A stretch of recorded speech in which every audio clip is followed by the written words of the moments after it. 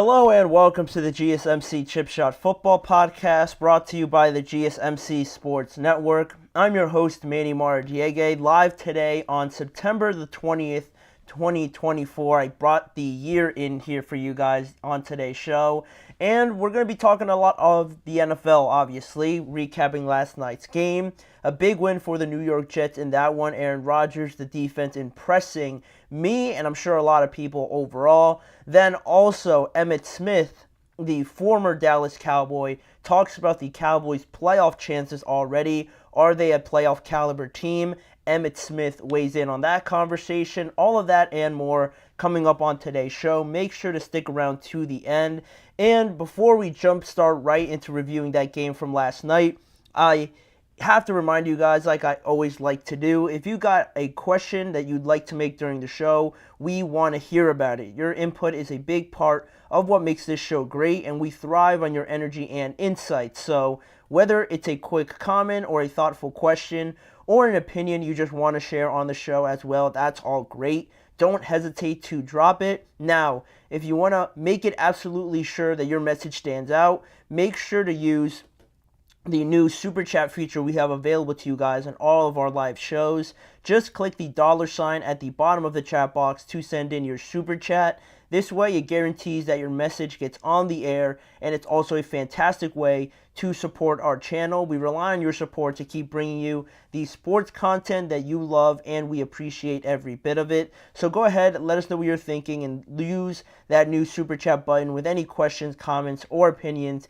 you'd like to share. It's a big help for us, and also we appreciate you guys whenever you guys are able to do that. We couldn't do this show without your amazing support, and we're always so thankful to you guys for being part of our community and helping us out and being part of the show as well. I think it always makes it a lot better when you guys are involved. But now, with that being the case, talking about last night, right? Talking about the game that we had last night, the New York Jets and the New England Patriots squaring off. A AFC divisional game, AFC East divisional game between these two teams, their first of the year. Both of these teams coming in at 1-1 now.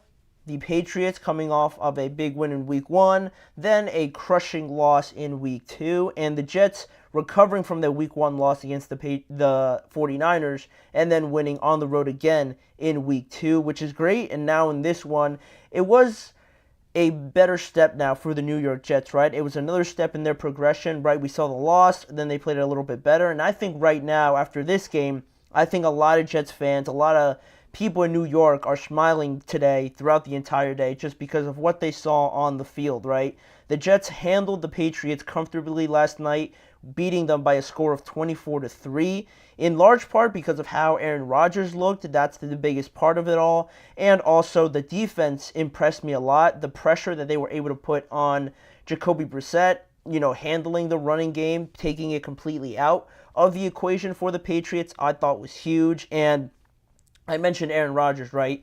The biggest story for the Jets already and, going forward, right? He is the catalyst to whatever happens to them this upcoming year. And it was a bit, I don't know if I could use the word nostalgic because I feel like that has a positive connotation to it, but it felt like almost like deja vu, right? A little bit for the Jets in this game.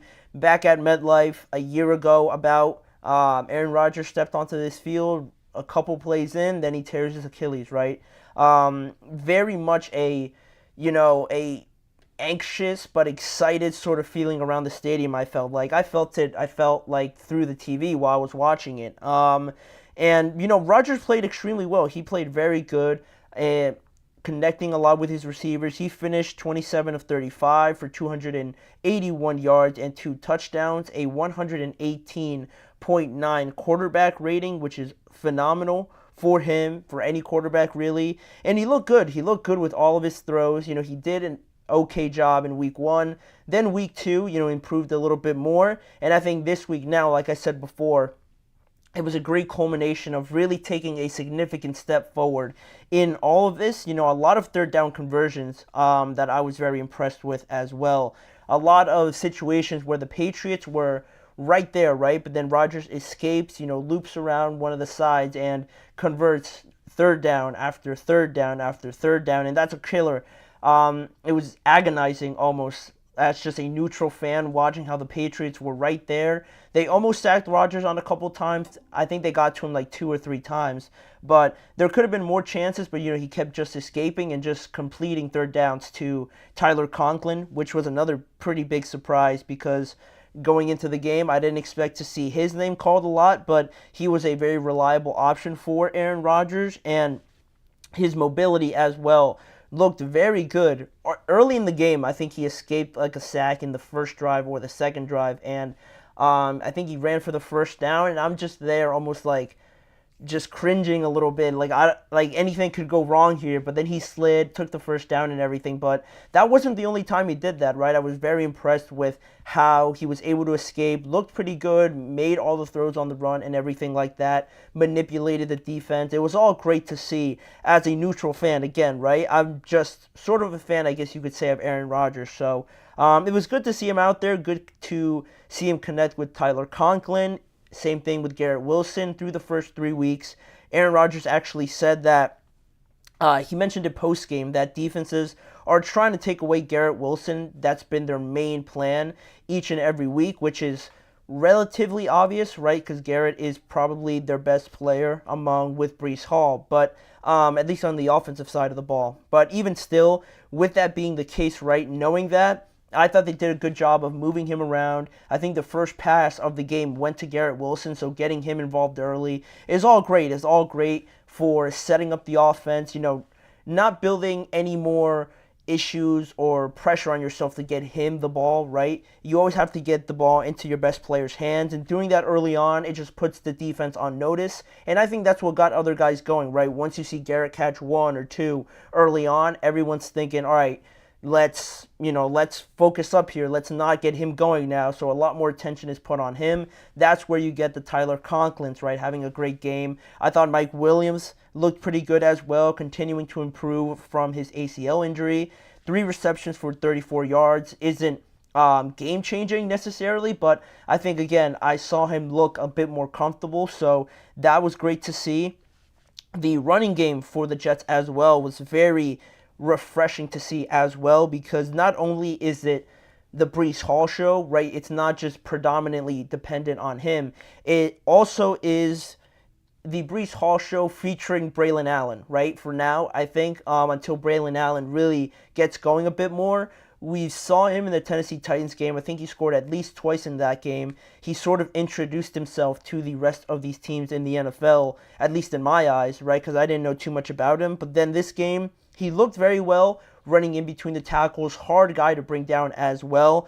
And now we could be seeing the creation of a running back duo, right? Not just being overly dependent on Breece Hall, which is great. It's great for the running game, obviously, but also for Aaron, right? You give more variety to this offense, more options for Aaron as well, for him to look for one of these guys or just continuously run the ball. It all culminated in such a perfect way last night, where last year's first home game, everything that could have went wrong, and now this year the opposite happened, right? Everything went right. You saw Aaron play well, Mike Williams, Breece, Braylon, the offensive line looked pretty solid, and also the defense played well last night because they completely shut down New England. Jacoby Brissett, only 12 of 18 for 98 yards. He was sacked 5 times in this game. And Ramondre Stevenson, to me, their best weapon on offense. He played his worst game of the season so far. 6 carries for 23 yards. And to me, that's on the defense as well, right? The offense also for the Jets, scoring as much as they did, causing the Patriots to try and want to come back quicker. But I feel like they just gave up on it way too early. I was finding myself in the first, second quarter waiting to see Ramondre, get the ball like 4 or 5 times in a row, or at least 3 times in a row, and it never came. So that was a bit odd to me, because you look at their pass catchers. Demario Douglas, he was the only pass catcher to have more than 2 receptions out of the entire wide receiver group, so he was doing great, but I think it just emphasizes the lack of weapons that, the Patriots can't just decide, all right, the Jets are kind of getting away from us here, let's start to throw the ball. They're not they don't have enough players to do that, I think, or pass catchers to do that. So that's why I really didn't like Ramondre only getting 6 carries. He should have had 6 carries in a quarter and a half at least. So I didn't really like that. I kind of felt the Patriots kind of shot themselves in the foot there. But more credit to the Jets defense, right? Because even though they are lacking the pass rushers to just rush 4, I thought they did a good job of blitzing. It was the most times I've seen them blitz so far in the year. Will McDonald got himself 2 sacks last night after recording 3 against the Titans, so maybe they have something building there, and you can form another new duo with him and Hassan Reddick whenever and if he decides to come back. So that was pretty much my overall feelings with it. All about the Jets in this contest. The Patriots didn't really produce too much to really mention in this game. I guess it was cool to see Drake May play a little bit, but in no way do I think that they're going to Drake May. I thought it was just cool to see him debut officially. I just feel like also the Patriots going forward, I think this will serve as a lesson to, your defense is very good, very underrated, but you need to run the ball to help them out of anything else, right? You can do, regardless if the other team is getting away from you, help out your defense because they're going to come up with some stops. It doesn't benefit them if you're just throwing it 3-4 times during a drive and just stalling each and every time. That's where I feel like they kind of let me down in this instance, but it's 3 games in, they're 1-2. It's not going to get easier for them. They're going to travel to San Francisco next Sunday on an extended break, so I guess that's a positive. But the Jets also, on an extended break, will play the Denver Broncos at home again next week. So another opportunity to get better, improve, and impress once again, and maybe take this thing to 3-1 before they go over to London and play a game there. But that's a couple weeks away. The Jets get a big win last night. Very impressed with them. What every New York Jets fan, I think, wanted to see was on display last night.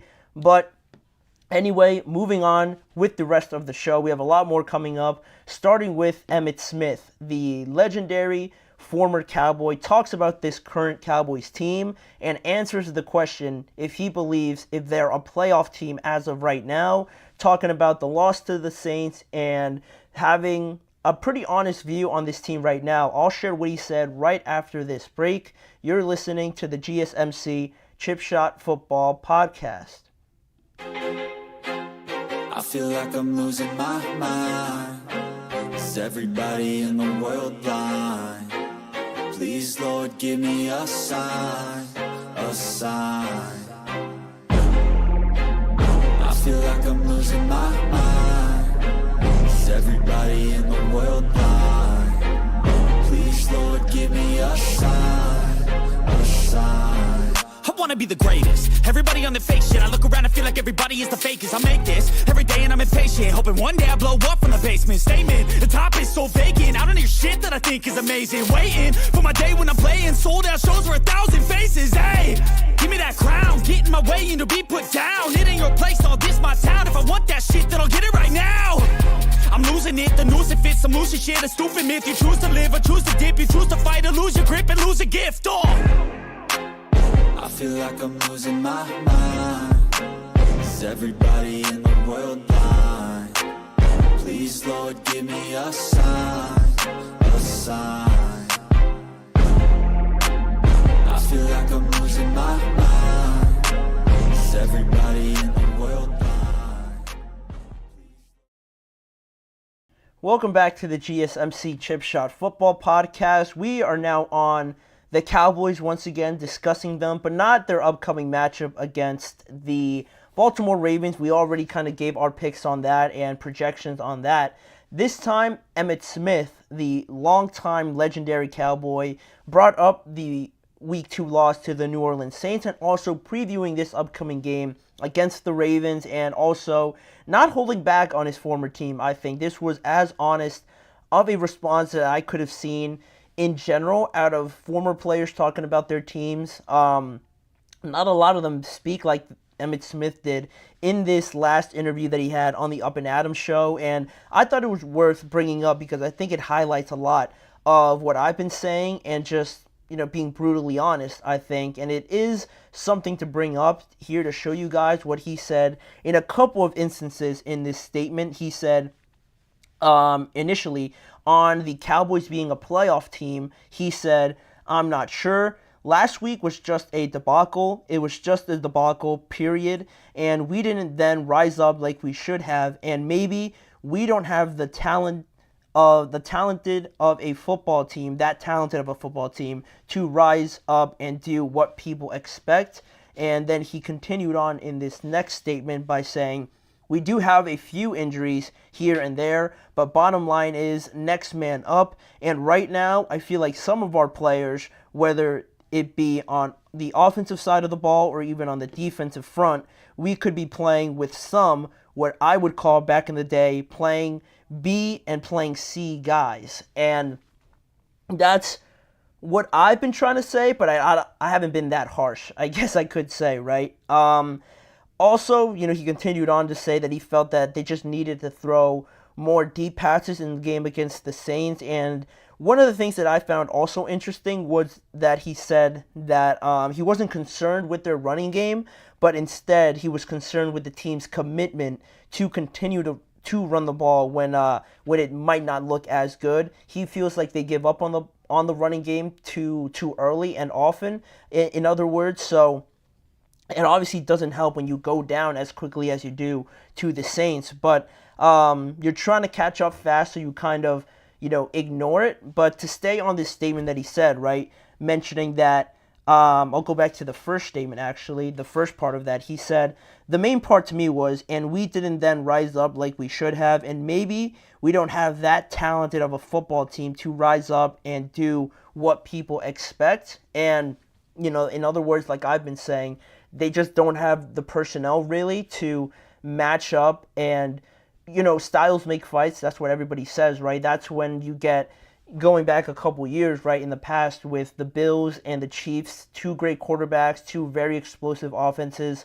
That game that we saw, it's going to be hard to ever see a game like that, right, when the Bills tie it up with very little time left, seconds left, and then Patrick and the Chiefs go down in even less time and kick a field goal, go into overtime and whatnot, and then we get an overtime game and the Chiefs end up winning, right?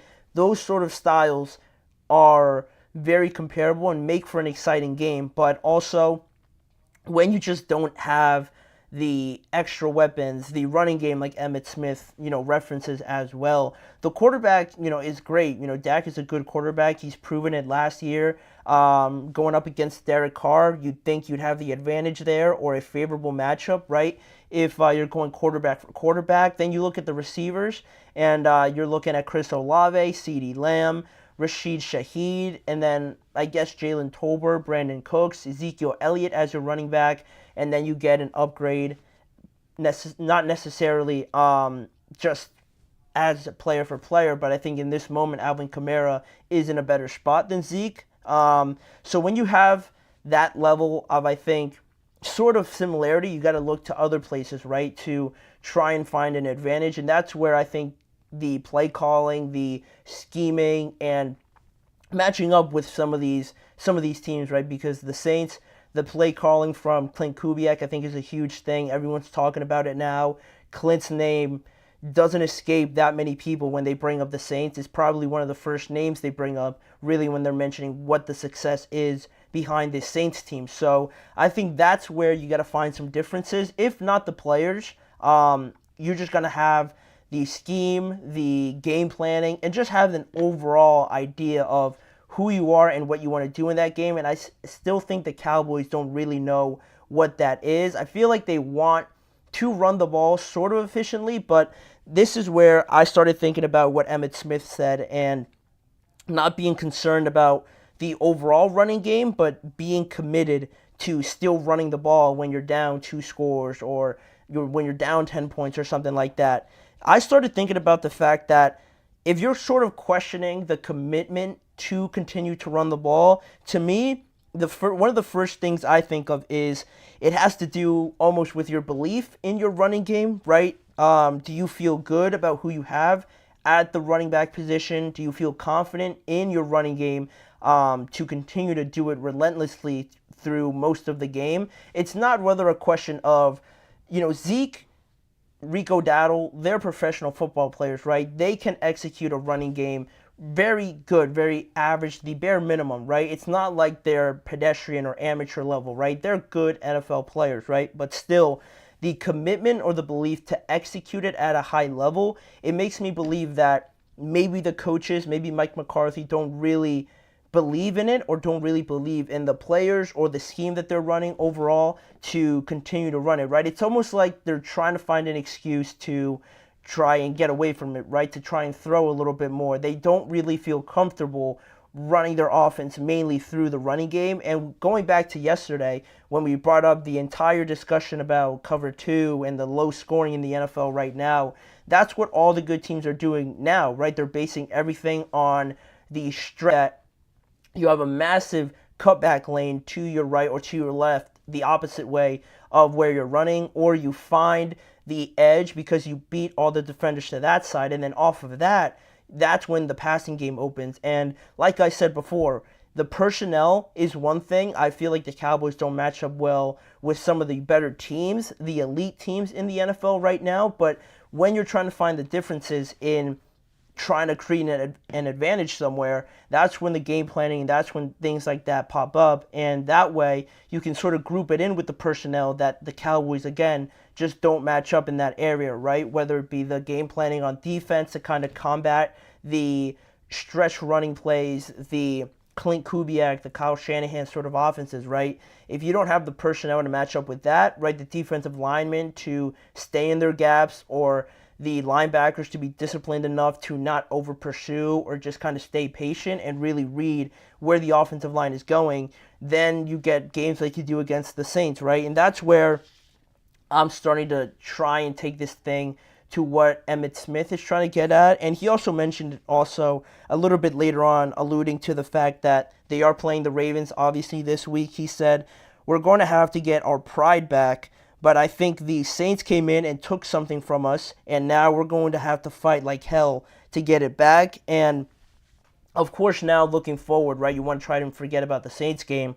The win or the loss is going to be important, right, regardless, because of the record and everything. But also, I think it's how that win or loss happens that is going to matter a lot more to the Cowboys. I think just slightly over the Baltimore Ravens. The Ravens aren't in a good spot either, right? Don't get me wrong. But the Cowboys being the Cowboys, horrible loss, now on the verge of maybe being 1-2. I think how the win or the loss happens is going to play a huge role in what everybody's saying on Monday, right? Because you win in a close game, people don't really change too much. Their attitude towards this team is kind of just on a pause, if that makes sense, right? They're kind of okay with the fact that you won. They're happy that you won, but also their attitude around the team doesn't really change. It's just sort of extended or just put on, a short pause until next week to kind of prove it again. But if you get a blowout win, that's when you start to see some people change their opinions. Maybe they're thinking, all right, maybe this team's a little bit inconsistent, but they're at least capable of competing with these great offenses. But then on the other side, if you have a close loss, people are going to be upset, right, because of the record. And also, they might start to panic a little bit. Being 1-2, it's not the start anybody would have predicted for the Cowboys. So that's what would happen in a close loss. And then if you get blown out again, that's like the full panic button, smashing it down, breaking the glass. Everything is thrown out the window, right, for this Cowboys team. If you just get embarrassed again, at home again, how the result happens is going to be huge as well. And I said it also last week, or this week, I should say, earlier this week, where the biggest thing about this Cowboys team, I think, is that we're in a bad spot if we already know what kind of team this Cowboys team is going to be and how sort of they're going to finish already in December, right? We're months away from that. A bunch of teams are going to change over the course of that time, and it just feels like the Cowboys, because they ran it back essentially, right? We're watching the same exact movie with the same exact characters playing the same exact actors playing the same exact characters. We know how this story ends, either with a playoff loss in the first round or, dare I say, maybe not even making the playoffs at all. If you start 1-2, that's where, Emmitt Smith starts questioning, are you even a playoff team anymore, because you brought back the same players, but you lost a lot of players as well.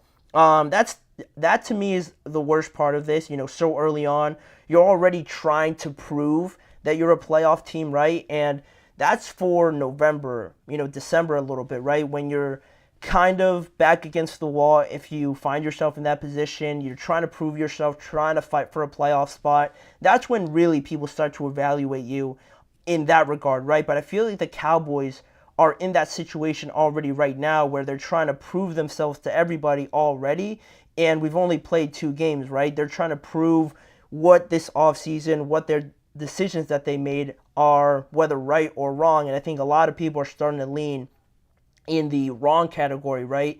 But that's where it is right now, knowing where you've had tough losses already, but not having the ability to improve is a scary place, right? Knowing what this team is already, right? They can't play from behind. They have a relatively finesse level defense, and offensively, they don't really have a running game. They are over-reliant on CeeDee Lamb, and where do you find options to sort of change that, right? You're not going to find a new offensive coordinator. You're not going to find another A or one B level receiver, right, to be that number 2, unless Brandon Cooks, turns it around completely and becomes like a top 20 receiver.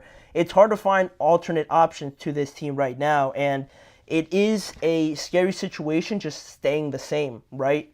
Teams get worse, teams get better a lot of the times as the season goes on, but it's staying the same creates the most frustrating situation, and that's where Cowboys fans are right now. It's hard to say that they can get even more frustrated, but I think, definitely if they miss the playoffs, which Emmitt Smith is questioning, I think would really be something that I haven't really seen in a long time, and how that would react, what sort of consequences that would create. I would be interested in seeing that, but I think we're way too early to kind of predict that. That's like absolute weeks in. So we'll see. They have a chance against the Ravens. I will say that. The Ravens haven't really impressed me, but the running game is going to be huge, and how they respond will be massive. But on that question, on that topic of responding, Bryce Young responded to the media on being benched by the Carolina Panthers this week. He had a chance to talk for the first time about the decision, and he gave his thoughts, and I'll also go into whether or not this is the end of this relationship for the Panthers and Bryce Young. Should he ask for a trade, and can the Carolina Panthers go back to him at all this season? That is coming up in just a few seconds. Don't go anywhere. Looking for your daily fix of sports talk without having to pay for it? GSMC Sports Network is available on YouTube. Just search GSMC Sports Network. Get your fix of daily sports talk shows on YouTube, absolutely free. NFL, college football, NBA, MLB, MMA, UFC, fantasy football, and so much more. GSMC Sports Network has shows running all day long, with new sports shows starting every 2 hours. Just like on your favorite cable sports channel, except GSMC Sports Network is absolutely free. Just search GSMC Sports Network on YouTube to catch one of your new favorite shows, like the GSMC College Football Podcast, Chip Shot Football Podcast, Hoops and Heels Women's Sports Podcast, GSMC Basketball Podcast, and so many more.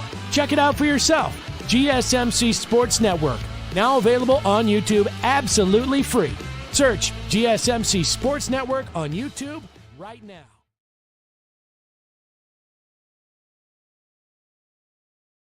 Jumping back right into the action now, one of the biggest topics we saw this week on covering from the GSMC Chip Shot Football Podcast that we brought up on the show, now bringing it up once again because we finally got the thoughts of Bryce Young this week on the decision that was made, right? Bryce Young being benched by the Carolina Panthers.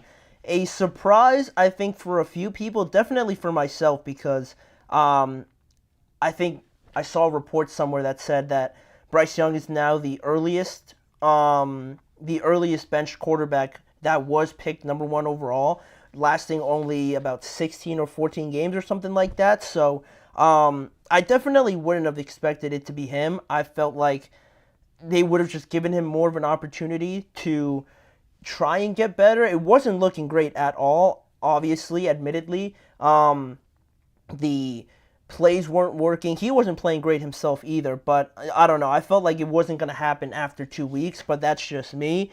But now Bryce had a chance to speak about it, about the Panthers' decision to bench him, now going with Andy Dalton as the starter. And just on that topic, Bryce Young, I think based on the kind of quarterback, the kind of person that he is, his responses didn't really surprise me, but still, it was worth bringing up because I think just reacting to it, they were pretty interesting because he said, it's not something I was necessarily expecting. Obviously, not something that was great to hear, but I respect Coach Canales. I respect the organization.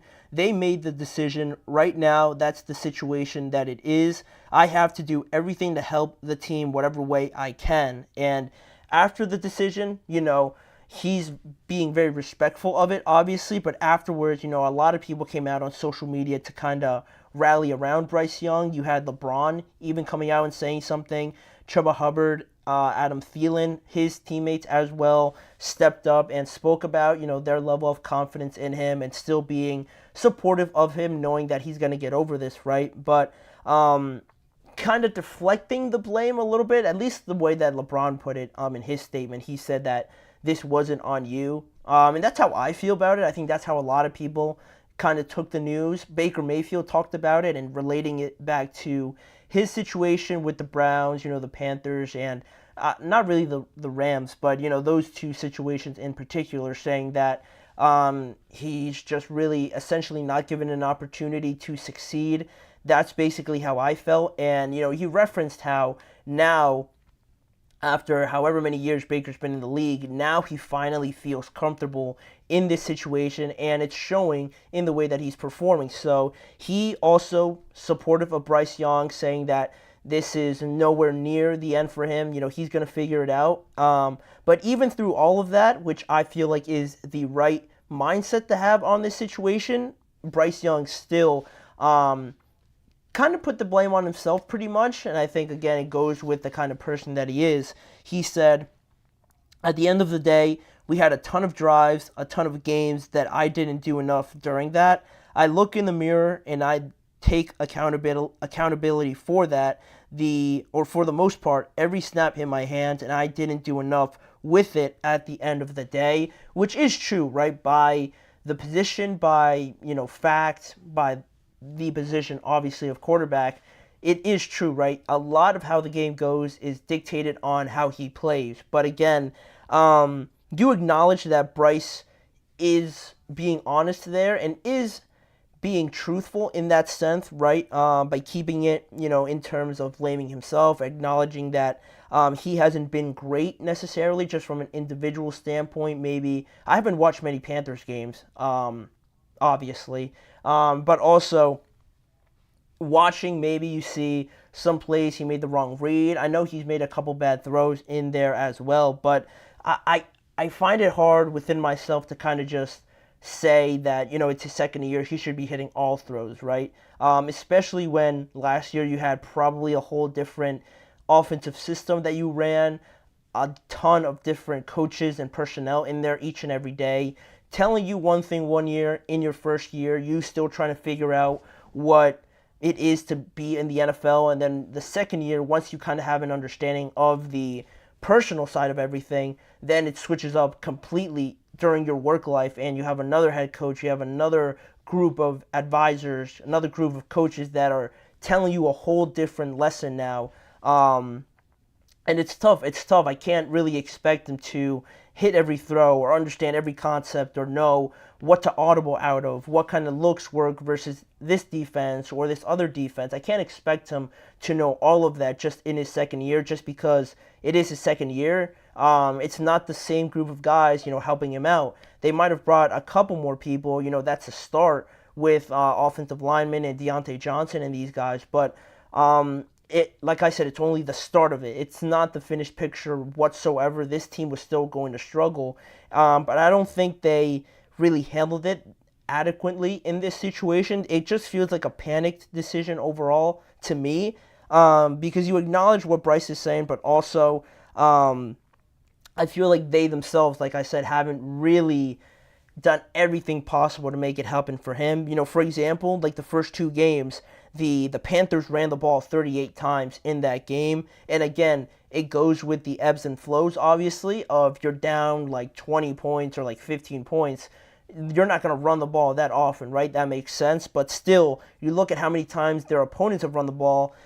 38 times, like I said, for the Panthers, 81 for their opponents in 2 weeks. In 2 weeks, the disparity is nearly 50 in the amount of times that their opponents run the ball and the Panthers, right?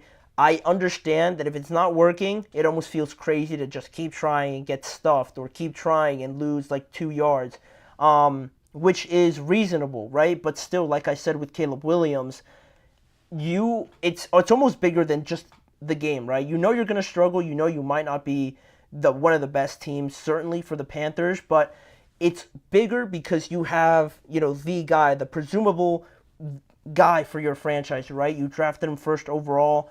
You can't mess that up, because to mess it up and mess this young man's career up and not have him work out as you would have liked, now you have to start the whole thing over again. If you bring in another guy, and you have to hope that at that time it works again, right?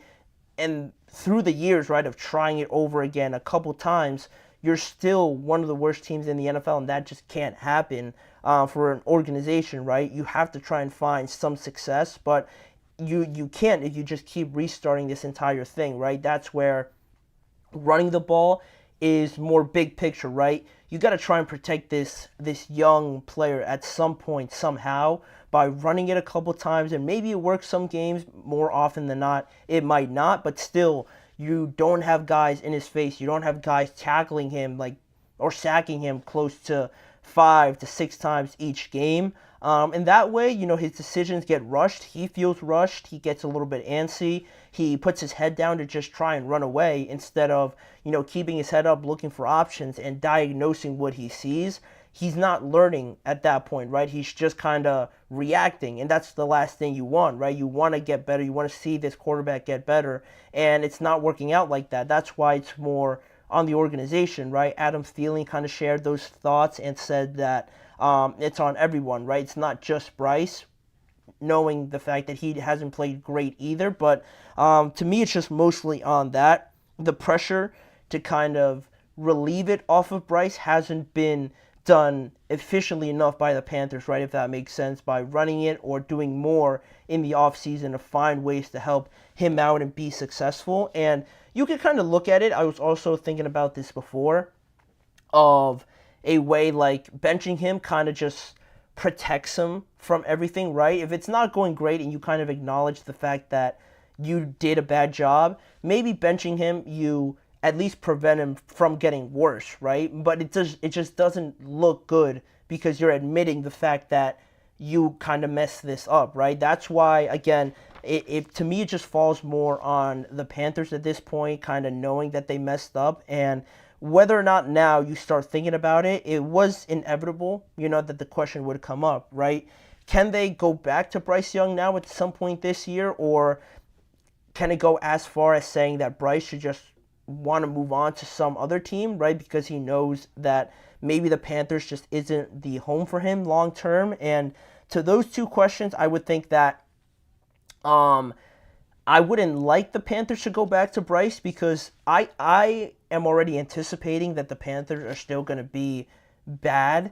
Maybe not like losing by 40 points bad, but still, this is a team-building roster issue rather than just switching the guy at quarterback. I don't think it's that easy. I still expect the Panthers to struggle. And to go back to Bryce, I feel like that's just like so unnecessary at this point. You might as well just stay with Andy Dalton at this point, unless Bryce is blowing you away in practice and just looking like a completely different guy, maybe.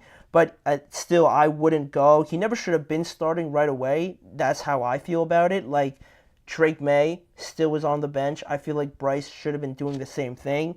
So I don't think they should go back to him. And whether or not he gets traded or he asks for a trade, that's where I think this opportunity now to kind of sit and watch can get him a good look at what he's dealing with, right? Maybe he's not seeing things on the field as clearly, so seeing it from the sidelines, from the iPads that they have on the field, right? He gets a good look of what the play should be, how it's supposed to be run, and how the receivers break in and out of their routes, how it's all supposed to look from an outside perspective, and now really get a chance to learn rather than just being thrown out there and kind of expected to take this thing and run with it, right? Now he'll get a better look at that, and if he decides that, this situation really isn't what I want it to be for my career, then I think he can make a better estimation of whether or not he wants to ask out already. I would be pretty shocked by that, but still, I'm not taking anything for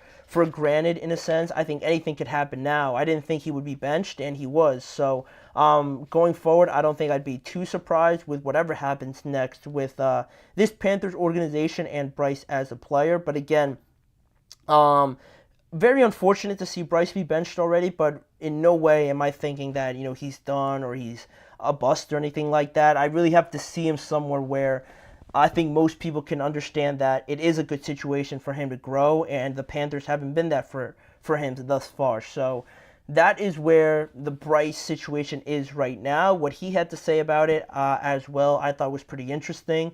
But now we can move forward, and yesterday's segment, I kind of went through half of the slate from week 3. Now we have part 2 coming up after this break, predicting some of the winners in the remainder of the games from Sunday, and we're going to go through it, give my picks, and why I believe these teams will win on Sunday. That is coming up. Don't go anywhere. We'll be right back.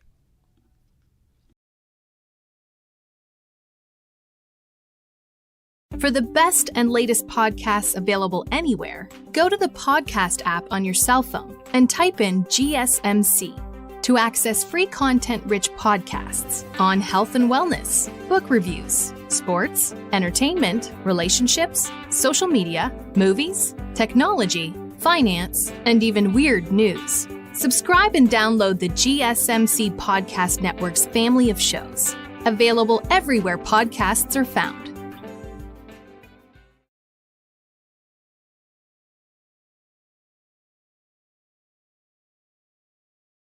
Back on the GSMC Chip Shot Football Podcast to give the rest of my official picks for the upcoming games this Sunday. If you watched yesterday's show, I gave my initial picks on the first 7 games of the games in Week 3 on Sunday. I'm going to give the rest of the 6 games today because there is going to be 2 Monday night games instead of 1, so we'll talk about those on Monday.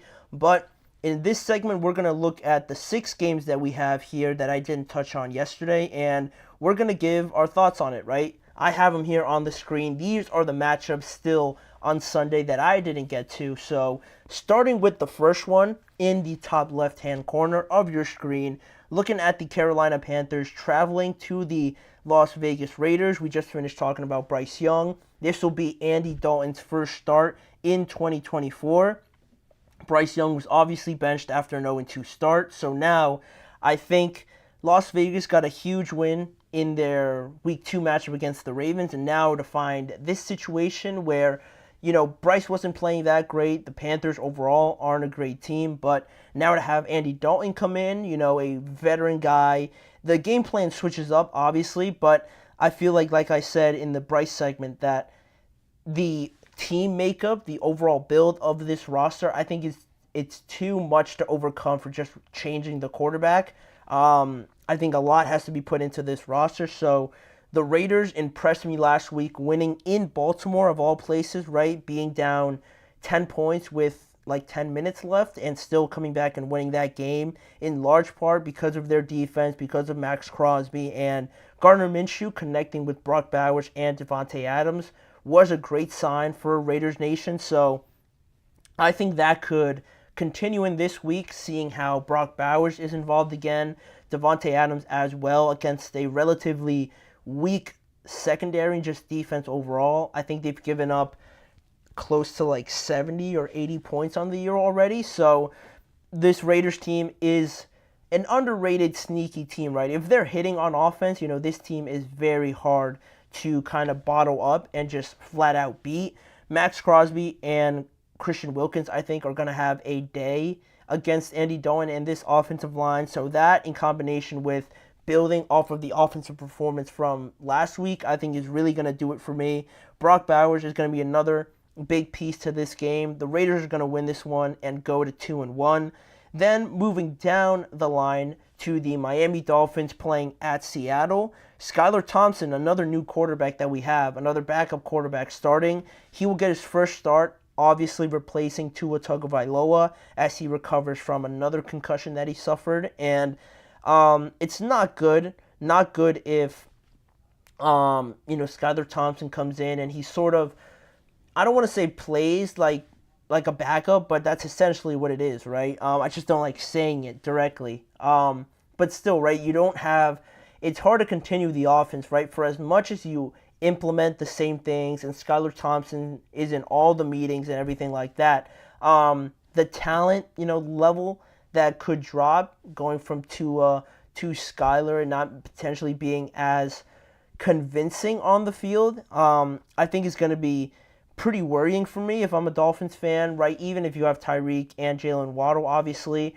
they can't throw themselves the ball. So how efficient Skylar is in not only executing the throw, but also reading defenses, making the right throw before he even throws it, and how this offensive line sort of stands up to the Seattle pass rush, and also this defense coached by Mike Macdonald for the Seahawks, I think has been relatively solid. They've given up 20 points in their last two games, in their first two games, but I've been impressed with what I saw from DK, Jackson Smith, and Jigba last week in the game against New England. Geno Smith isn't playing bad. He's not just game managing and not trying to lose the game. He's actually doing well to play a part in winning the game for the Seattle Seahawks on top of that. So I like what they're doing so far in Seattle. Mike Macdonald is 2 of 2 so far. I think he goes to 3 of 3, starts the year 3-0. Who would have thought for the Seattle Seahawks, right? But they will defeat the Miami Dolphins. I think Skylar on the road across the country. We're looking at two different corners of the map, right? We're looking at Miami, and then we're going all the way diagonally across to Seattle. That's not ideal in any way, shape, or form. With your backup quarterback, I think the Seattle Seahawks will win this game pretty comfortably, if I were to say, by a touchdown at least. But moving on to the next game, the Ravens at the Dallas Cowboys, another game that we sort of touched on earlier today. I gave my pick already previewing this game on Wednesday, I believe. So, I picked the Baltimore Ravens in this one. I feel like they just have more offensive guys to go to, in a sense where one thing isn't working, so let's go to this guy, or the overall passing game isn't working with Zay Flowers, Isaiah Likely, Mark Andrews. Let's go to Derrick Henry, right, of all running backs. Let's go to him. If not him, let's try to run it a little bit more with Lamar. They have so many options on offense that can really hurt this Dallas Cowboys defense. And the other end of the spectrum, the Cowboys don't really have the luxury of just deciding to go with Zeke and Rico Dowdle one drive and then let's switch it up. Let's go to CeeDee. The Ravens are going to do their absolute best to shut down CeeDee Lamb, and the running game, I don't think they're too worried about that just overall. So we'll see how quickly the Cowboys kind of buckle a little bit and give in to trying to force the ball to CeeDee Lamb maybe, and how that could lead to bad decisions, turnovers potentially, and also for the Ravens, how efficient they look with Derrick Henry, right? We're still waiting for that breakthrough game. This could be the opportunity, right? You're telling me that Derrick Henry in the offseason was sort of waiting for the Dallas Cowboys to give him a call, and he probably would have signed with them, but that never happened, and now he gets an opportunity to play them. If you're a betting man out there or want to place a bet, I would probably think that Derrick Henry is very amped up to play in Dallas as well and kind of stick it to the Cowboys. He could probably score twice in this game if I'm feeling good about it, and I am. And the Ravens are going to win on top of that. So those are my picks for the first half of these games. Then going to the other side to the final 3 games that I will talk about. The Lions at the Arizona Cardinals, both 1-1, both 1-1 in very surprising fashion, at least for the Cardinals, because you could say that you didn't expect them to be 1-1. You probably thought for a lot of people they might be 0-2 at this point, but not only being 1-1, quite frankly, they could have been 2-0, honestly. But putting up nearly 70 or 70 plus points in both of their games already. They put up 28 and then they put up 41. So 61, like 69 points, right? If I'm not mistaken, nearly 70 points in their first 2 games is not, I think, what a lot of people expected out of the Cardinals. So going up against now the Lions, and they sort of struggled in the red zone against the Tampa Bay Buccaneers in their last game. How do they respond, and are the Cardinals capable of not just, folding and going back to being the same old Cardinals? How do they improve and maintain that level of explosiveness on the offensive side of the ball? I do know that they played a very depleted Rams team, but still, putting up 41 points is putting up 41 points. That's very impressive. We finally got that game from Marvin Harrison Jr. after a week of everybody kind of turning on him. So I like what they're doing with him. James Conner and their running game is still very efficient. But saying all of that, it's a very good matchup offensively, right? Because you have 2 good running backs, James Conner, David Montgomery, and Jahmyr Gibbs on top of that. Marvin Harrison Jr. on one side, Amon-Ra St. Brown on the other. And 2 good quarterbacks, 2 great quarterbacks in the NFC, Jared and Kyler. All of that makes this game very interesting, but like I said, the difference for me, I believe, will be Detroit just bouncing back. They're not going to go 1 for 7 in terms of touchdowns in the red zone again, back-to-back weeks. They're too good for that. Their offensive line is too good for that. I think they bounce back. In terms of the Cardinals and what they saw out of the Rams, that injured, depleted offensive line is not the Detroit Lions offensive line whatsoever. They're going to have to face arguably the best offensive line in the NFL for the Lions. So I feel like that's going to be a very overwhelming thing for this Cardinals defense to do. I think a solid running game from Montgomery and Jahmyr is going to be the main protagonist for this. And Detroit is going to try to control the time of possession, slow down this Cardinals offense, and that way I just don't think the Cardinals defense can hold up. That's just how I feel about it. I think the Lions will go down to Arizona and win this game and go to 2-1. Then lastly, the last couple games here, San Francisco and the Rams playing in the hospital matchup of week 3, the nursery matchup, if anything, too, right? Because we have Debo injured, Cooper Kupp injured, Christian McCaffrey injured, then on top of that, the entire offensive line for the Rams injured. It's not looking great now. George Kittle didn't practice yesterday. He could potentially be out.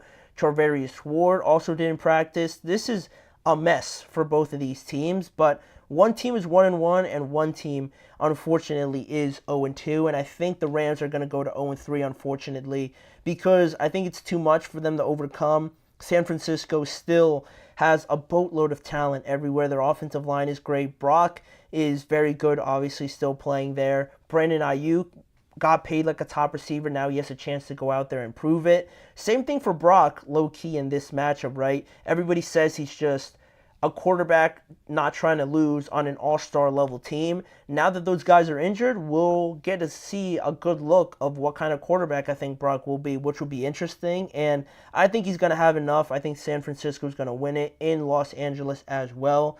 And lastly, the Sunday night game. Very interesting matchup because both of these teams got a big win last week, right? Both of them got a 1-point win in their week 2 matchup as well. And in this matchup, the Chiefs, like the Rams, like the 49ers, coming in very banged up.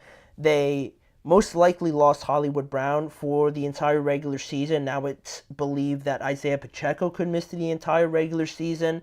And that's massive, right?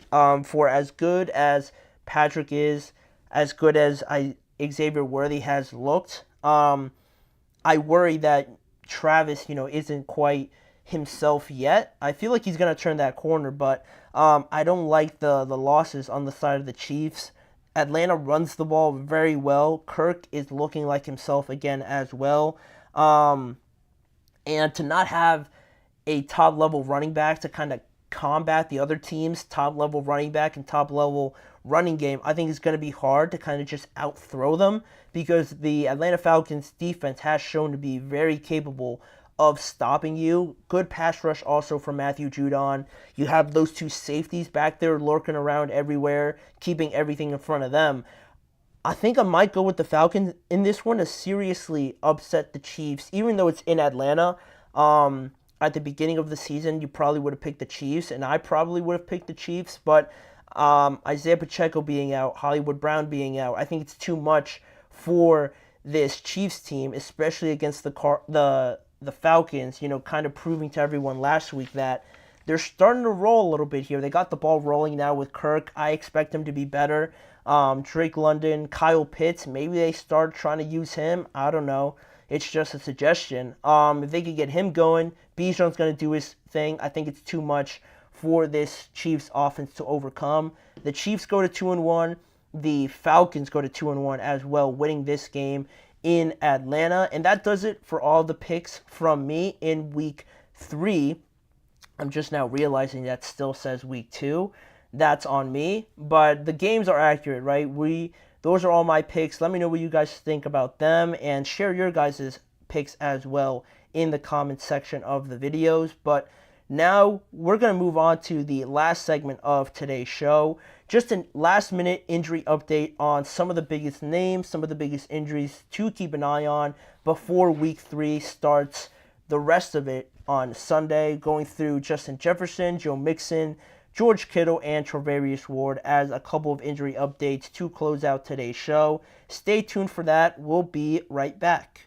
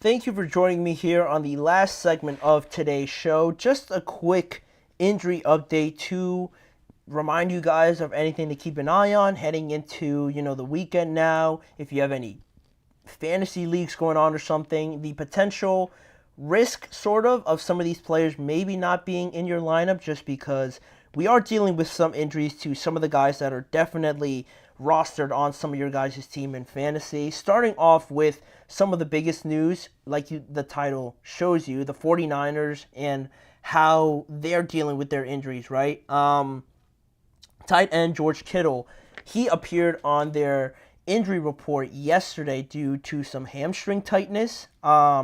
He didn't practice yesterday on top of that, so that is something to monitor. You're already without Deebo Samuel. You're already without Christian McCaffrey.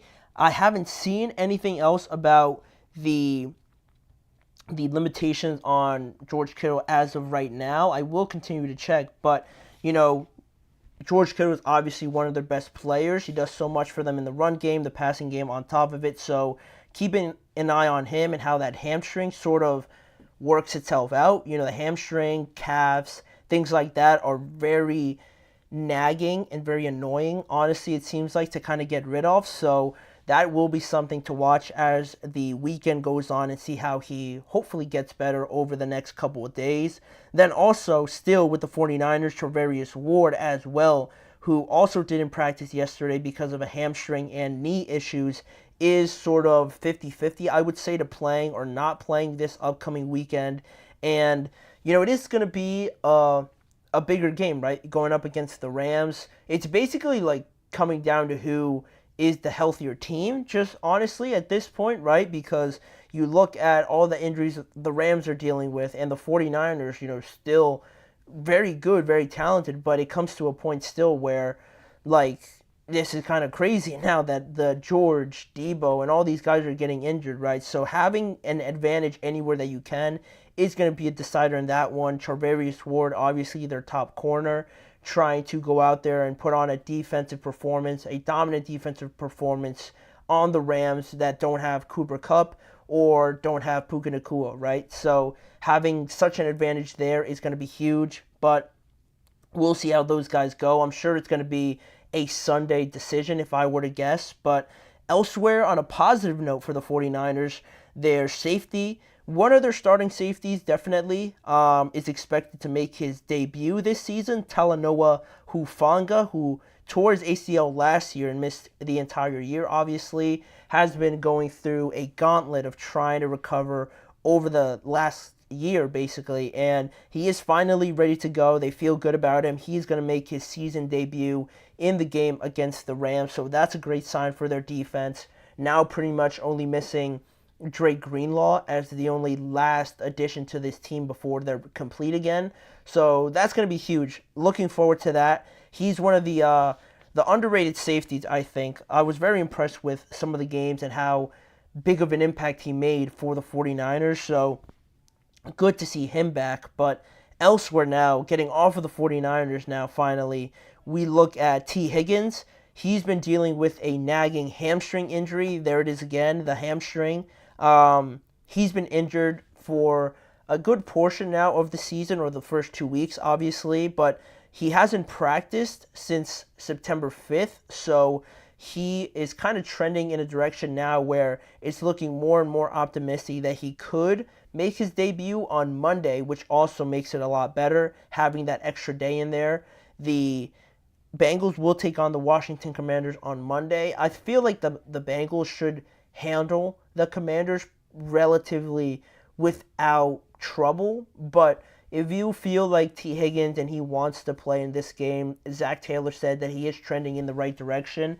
I wouldn't have a massive problem if he started, but I feel like they could hold him off one more week and still win this game, but who knows? He did return to practice, like I said yesterday, in a limited capacity, so still not practicing fully, so that's another reason why you still try to keep him without hurting himself, essentially, kind of protect him from himself and doing too much, but definitely a positive sign, right? Having him back at practice now to help out this offense any way that he can, just by being out there, along with Jamar Chase, giving another option to Joe Burrow, is going to be huge. And some quick hitters here for you guys in this segment.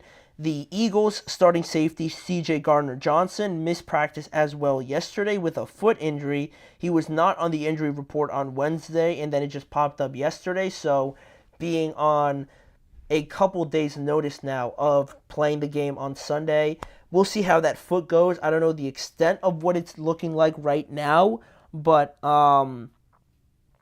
it will be something very interesting to keep track of, just because starting safety, you're going up against the New Orleans Saints, high-powered offense, red hot at the moment. You need everybody on that defense to be locked in, knowing everything that there is to know of the game plan and executing it. Without having CJ back there, they're already sort of thin at that position. I actually don't know who would start at safety out with Reed Blankenship, so that's pretty concerning. I don't know the extent of it. I just know that he wasn't on the injury report on Wednesday, and then he popped up yesterday. It is something to just keep an eye on. He will be listed as questionable, I am assuming, heading into that game, but it is a good matchup I think, just from the sense that I'm sure CJ would want to play in it. It's one of his former teams, so there is more incentive there, but it is something the Eagles have to keep a close eye on, not to overdo it with him. Then elsewhere in Cleveland, funny enough, another foot injury. Myles Garrett continues to be out of practice with that injury, that foot injury that popped up last Thursday. He didn't practice again this Thursday now, and he missed last Thursday's practice, but he was limited last Friday, and I don't know the status of his practice today. I haven't seen any news pop up as of yet, but with this injury, it doesn't seem that bad because Miles said last week that he's just gonna play through it. So, it does kind of concern me just because if he's gonna play through it, it seems like it isn't that bad. But also, I don't want you to be playing through anything, right? I want you to be healthy at this point of the season. So that one's a little bit weird to kind of keep track of just because is he hurt? Is he not hurt? Is he not going to practice every Thursday now going forward with this nagging foot injury? That'll be something to watch. But he played relatively well last week. So I'm kind of leaning towards the fact that maybe it's not that bad, but still something that popped up on the injury report. Then also, some more positive news. Justin Jefferson for the Minnesota Vikings was listed as a limited participant for the second straight day yesterday with that quad injury, but he told a reporter for ESPN that he feels great, actually, and that he will play against the Houston Texans this upcoming Sunday for sure. Those were his words. So he's feeling great. He says he's feeling well. So you look back to last year and how Justin Jefferson was dealing with, I forget what it was, what injury he had to start the year last year. Once he came back from that, then he was dealing with something else, right? And that was kind of frustrating. So I'm sure the Vikings are just being overly cautious with him on a new plan to keep him as healthy as possible. So to me, that one's pretty positive. It is still a limited participation, but I feel like Justin's going to be out there. If he says he's feeling good, then I think we should just take his word for it.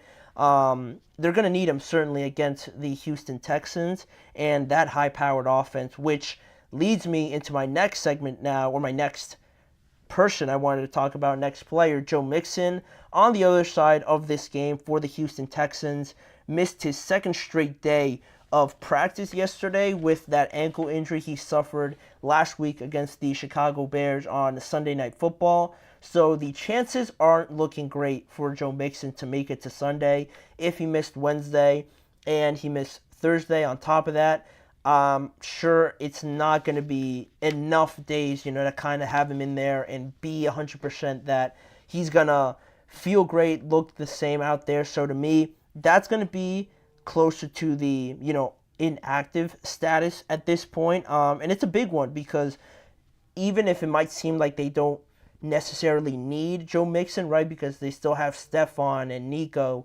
and Tank Dell, I just felt like Mixon has been so good for the Texans, bringing that extra sense of balance and just completing this offense as a whole that he's played 2 great games, and now for him to be out, we're definitely going to notice a difference, in my opinion, especially against the Vikings, who offensively themselves draw up a very good game plan, it seems, each and every week behind Kevin O'Connell. So not having him is going to be a big loss. Again, the chances aren't looking great for him. And what's interesting about this one is that he was tackled by TJ Edwards in what looked like a hip drop tackle, and I brought it up last Sunday when it kind of happened, and for the fact that the NFL, for how much they talked about it and how big a deal it was, how they didn't call it, because it seemed pretty clear just based on the fact that TJ kind of dragged his body weight behind him and just tackled him that way,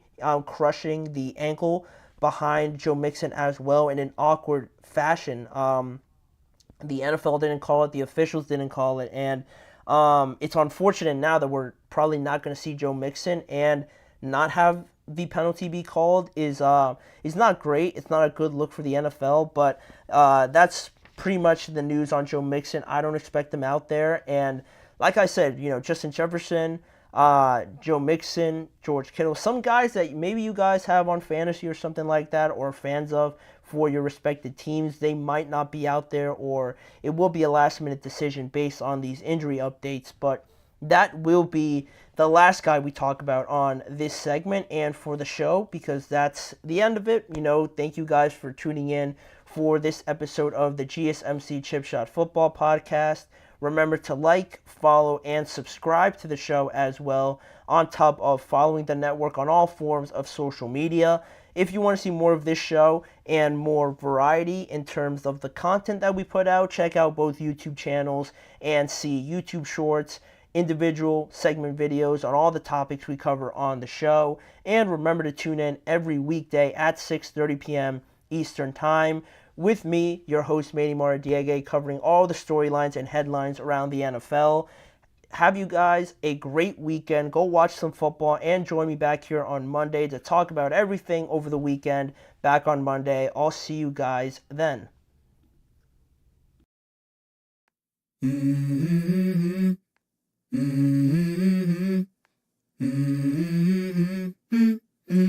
Let's go. I wake up to a little bit of drool on my pillow, feel like it's gonna be a bad day. Yeah,